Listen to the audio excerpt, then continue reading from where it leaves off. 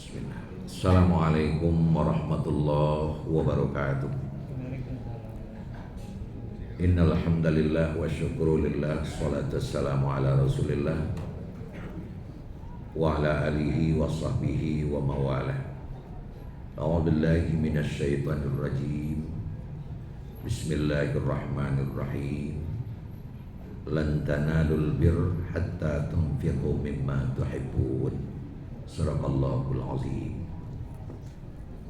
Bapak Ibu kaum muslimin muslimat jamaah Zuhuriyah dirahmati oleh Allah. Salah satu di antara amal ibadah yang memiliki nilai tinggi di dalam agama Islam adalah menyedekahkan sebagian harta yang paling kita cintai.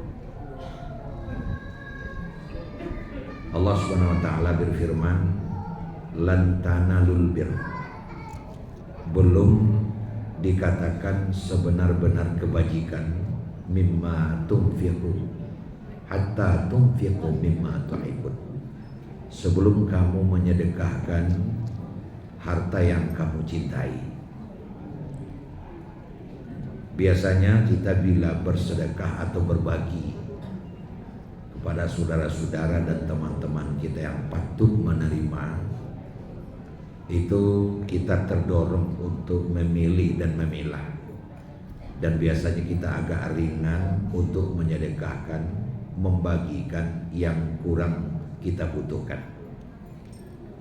Nah, apabila kita dalam bersedekah itu sudah mampu untuk menyedekahkan sesuatu yang paling kita cintai, itu pahalanya sangat besar. Sehingga hatta tunfiqu mimma tuhibbun, dikatakan kebajikan yang sesungguhnya bila kamu sudah berkemampuan untuk menyedekahkan sesuatu yang paling Anda cintai. Memang ini berat, tetapi karena berat itulah pahalanya besar.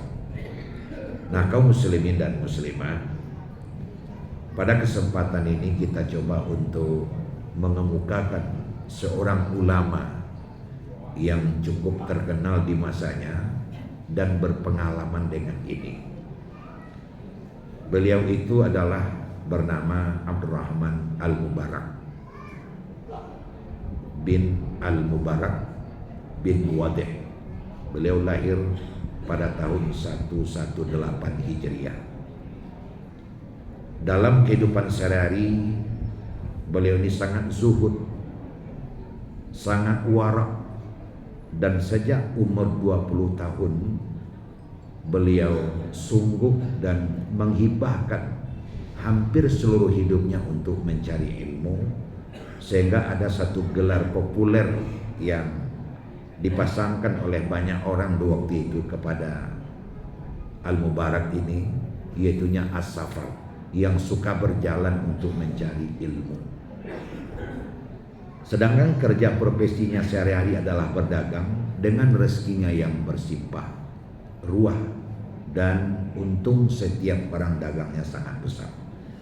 Tapi dari keuntungan sangat besar itu, sebagian besar pula dia sedekahkan, dia nafkahkan. Maka pada kesempatan ini kita akan ceritakan satu yang pernah dialami oleh Al-Mubarak yang lebih populer dengan Abu Al-Mubarak. Dia adalah dilahirkan di Marwah, satu kawasan atau satu kampung di Afghanistan. Karena dia sangat dicintai oleh umat dan masyarakat di waktu itu, sehingga ada beberapa orang datang menemuinya. "Tuan Ustaz, kami ingin naik haji bersama-sama dengan Tuan. Nah, dengan tidak basa-basi, insya Allah kita akan naik haji bersama. Kondisikanlah teman-teman dan saudara-saudara dan kumpulkan uang ongkos haji itu di satu tempat."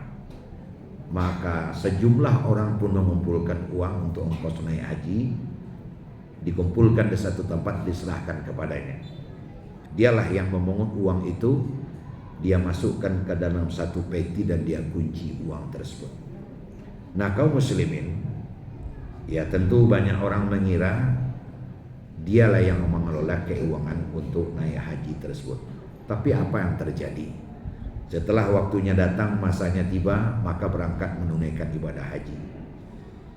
Dituntun oleh Abu Al-Mubarak atau Abdurrahman bin Al-Mubarak ini dengan sebaik-baiknya di dalam manasik haji, seluk-beluk menunaikan ibadah haji, mulai dari mikat sampai selesai. Nah, setelah selesai haji, menunggu saat berpulang atau kembali ke kampung, maka Abu Mubarak bertanya kepada seluruh jamaah yang ikut dengan dia, ada tak saudara-saudara kita yang berpesan dari kampung apa yang ingin dibelikan? Maka masing-masing jamaah juga sudah menyampaikan kepadanya, tetangga saya pesan belikan ini, yang satu lagi belikan ini. Maka seonggokan pesan dari kampung pun diusahakan oleh Al-Mubarak untuk membeli. Nah, ternyata seluruh yang dipesan atau yang diminta oleh para tetangga dan saudara itu dibelikan semua. Dan yang membelikannya dia turun langsung tangan. Pada saat pulang, kembalilah pulang. Nah, sesampai di kampung, peti tadi ternyata tidak dibawa. Tidak dibawa peti itu, disimpan saja di rumah. Maka peti itu diambil, dan ternyata seluruh uang untuk ongkos naik haji yang sudah dikumpulkan tadi dengan sukarela dikembalikan utuh kembali oleh Abdurrahman Al-Mubarak, dan masing-masing uang itu sudah dikasih nama sehingga tidak ada yang salah kasihkan. Siapa yang pemilik langsung dia menerima. Seluruh jamaah di waktu itu betul-betul terhening dan meneteskan air mata. Itulah kedermawanan Abdurrahman Al-Mubarak.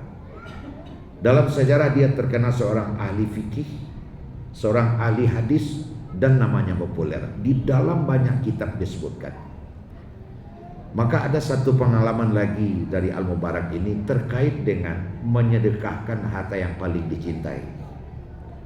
Nah, kaum muslimin dan muslimat yang terhormat, di waktu Al-Mubarak ini tidur di Masjid Nabawi, tentu di saat menunaikan ibadah haji atau sudah selesai menunaikan ibadah haji. Dalam mimpinya dia mendengar dua orang malaikat yang sedang bercerita. Dan dia mendengar malaikat yang satu mengatakan, berapa orang jumlah naik haji tahun ini?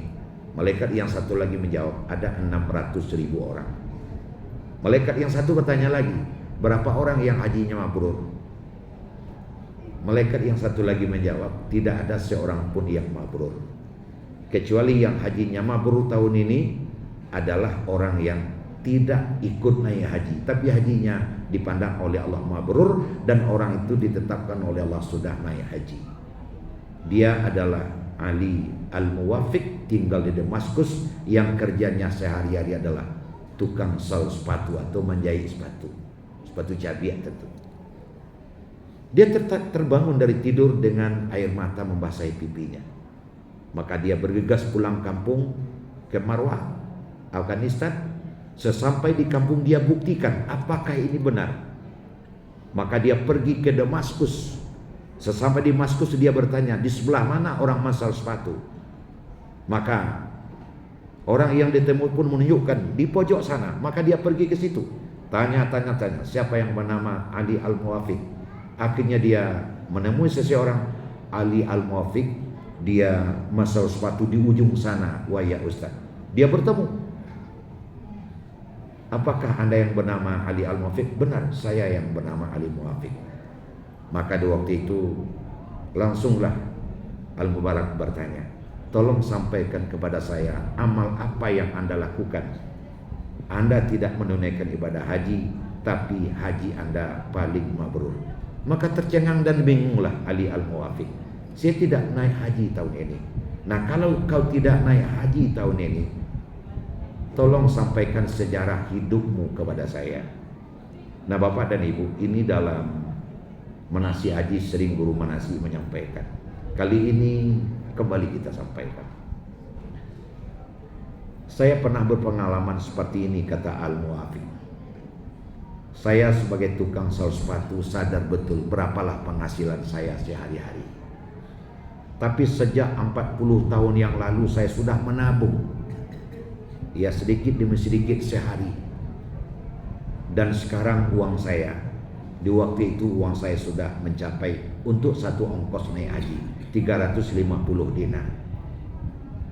Di waktu saya ingin mendaftar, kalau secara kininya mendaftar, istri saya bawa jalan-jalan dan dia dalam keadaan hamil. Sambil jalan itu dia bilang, "Tuan," katanya, "saya mencium bau makanan yang sangat enak dan saya ingin memakan makanan itu. Tolong carikan untuk saya." Ya, karena istri saya dalam keadaan hamil sedang mengidam, saya maklum betul. Saya berusaha mencari makanan tersebut, dari mana asal bau itu, harum ya bukan main itu. Pojok sini, pojok situ, akhirnya dia menemui satu pondok yang sudah hampir roboh. Ternyata bau itu berasal dari pondok. Dia masuk ke dalam pondok itu, setelah mengetuk pintu, "Assalamualaikum." "Waalaikumsalam." Ternyata di dalam pondok itu ada seorang janda yang punya anak 6 orang yang sudah ditinggal suami beberapa tahun yang lalu. Dan ibu sedang memasak sesuatu. Maka kepada ibu ini, Al-Muwafiq, "Ibu, berilah saya sedikit makanan yang ibu masak, karena istri saya ingin betul memakan makanan itu." Ibu ini tidak mengambilkan makanan dan juga tidak menyebutkan iya atau tidak, tapi malah menangis. Nah, kenapa ibu menangis? "Tuan, mungkin makanan ini halal untuk saya, tapi haram untuk Tuan." "Kok makanan bisa halal untuk saya, untuk ibu, dan haram untuk saya, sedangkan kita sama-sama muslim?" "Begini Tuan, kami sudah 4 hari tidak makan. Anak saya terus menangis dengan laparnya. Hanya diumbuk dengan sedikit roti saja. Tadi pagi saya jalan, lalu di tengah jalan saya menemukan keledai mati. Lalu sebahagian daging dari keledai yang mati itu saya ambil. Itulah yang sedang saya masak. Saya yakin ini halal untuk saya beranak pinak, sedangkan untuk Tuan adalah haram." Dengan tidak basa-basi, Al-Muwafiq pun meneteskan air mata dan minta izin dia pulang. Nah, sesampai di rumah, dia sampaikan kepada istrinya. Istrinya pun menangis. "Kalau begitu Tuan, kita masakkan makanan untuk ibu ini dan kita antarkan sekarang juga." Maka istrinya pun memasakkan makanan. Sambil memasak makanan itu, istrinya mengatakan, Tuan hari ini akan naik haji. Bagaimana kalau Tuan setuju, uang yang 350 dinar itu kita kasihkan saja kepada ibu itu dulu. Kita berikan kepadanya untuk buat modal hidup, agar dia tidak digerogoti oleh kemiskinan yang seperti itu terus menerus." Al-Muwafiq mengatakan, "Saya sangat setuju." Dan kami setelah memasak makanan itu berangkat menuju rumah ibu tersebut. Kami berikan makanan dan kami serahkan uang 350 dinar kepada ibu tersebut. Bapak dan ibu sekalian, ini kisah banyak sekali kitab yang menyebutkan. Itulah kekuatan sebuah sedekah yang diberikan secara ikhlas di tengah-tengah kehidupan, mampu menyamai haji yang mabrur. Nah, kita sama tahu dan kita sama paham bahwa haji mabrur itu tidak akan ada balasan kecuali surga Jannatul Naim. Nah, oleh karenanya tidaklah salah jika kita buka Al-Quranul Karim, kitab suci kita umat Islam. Baru saja kita buka kitab suci lembaran pertama dari kitab itu, langsung kita membaca ayat yang berbunyi, "Wa mimma razaqnahum yunfiqun." Bahwa ketakwaan seseorang itu, puncak ketakwaan sejati adalah orang yang sudah gemar menafkahkan sebagian rezekinya. Yunfiqun itu bila kita maknakan dalam tata bahasa Arab, itu artinya selalu bersedekah, selalu membagikan harta, selalu membagikan penghasilan kepada orang yang patut menerimanya. Oleh karena itu, jadilah orang yang gemar bersedekah, memberikan sesuatu kepada orang yang patut menerimanya. It'amul ja'i, memberikan makan kepada orang yang patut makan, memberikan makan kepada orang yang lapar. Nah, kaum muslimin, Ali bin Abi Thalib juga pernah berpengalaman betapa dia dimintakan oleh istrinya untuk menjadikan korma muda pada tengah malam. Istri juga dalam keadaan hamil di waktu itu. tengah malam, maka dengan ikhlas dia mencari korma muda tersebut. Dia menjumpai, dia beli 3 tangkai. Tapi sebelum sampai ke rumah korma tersebut, dia bertemu dengan orang yang lapar. Maka korma itu pun dia bagikannya. Tidak satupun korma tersebut sampai ke rumah. Dalam sejarah kita baca, kita banyak mengungkapkan. Maka Ali menukar korma itu dengan kerikil. Dia berikan kepada istrinya dengan harapan istrinya tidur dan dia jemput kembali. Tapi ternyata kerikil itu sesampai di belakang dibuang oleh istrinya ke piring. Dan ternyata seluruh korma, seluruh kerikil yang masuk ke dalam piring itu berubah menjadi korma muda. Allah Subhanahu wa ta'ala bisa menjadikan apa saja. Itulah kekuatan membagikan sebagian harta kita dengan ikhlas dan dengan sejujur-jujurnya. Allah akan membalas dengan balasan yang berganda dunia dan akhirat. Demikian, semoga ada manfaatnya. Insyaallah siang asar kita sambung. Assalamualaikum warahmatullahi wabarakatuh.